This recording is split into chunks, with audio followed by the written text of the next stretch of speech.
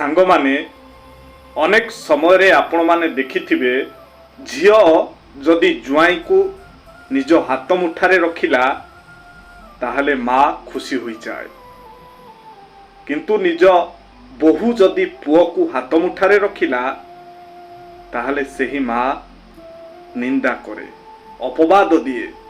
ନିଜ ଝିଅ ଯଦି ଜ୍ୱାଇଁକୁ ନେଇ ଶାଶୁ ଶ୍ୱଶୁରଙ୍କ ଠାରୁ ଅଲଗା ହୋଇ ଭଡ଼ା ଘରେ ରହିଲା ତାହେଲେ ମା ଖୁସିରେ କୁରୁଳି ଉଠେ, କିନ୍ତୁ ନିଜ ବୋହୂ ଯଦି ପୁଅକୁ ନେଇ ଅଲଗା ରହିଲା ସେହି ମା କୁହେ ପୁଅ ମାଇପ ବୋଲିଆ ହୋଇଗଲା।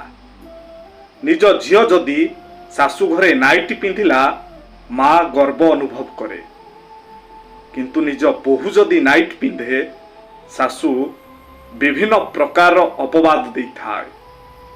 ନିଜ ଝିଅ ଯଦି ସୋସିଆଲ ମିଡ଼ିଆରେ ରିଲ୍ସ କଲା ତାହେଲେ ମା କୁହେ ମୋ ଝିଅ ମଡର୍ଣ୍ଣ, କିନ୍ତୁ ଯଦି ବୋହୂ ରିଲ୍ସ କରେ ଶାଶୁ ଦେହରେ ଯାଏନି।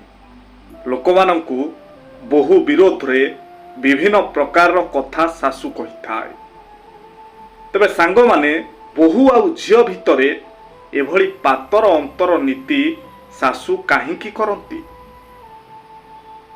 ଅବଶ୍ୟ ସବୁ ଶାଶୁ କି ସବୁ ବୋହୂ ଅବା ସବୁ ଝିଅ ସମାନ ନୁହନ୍ତି।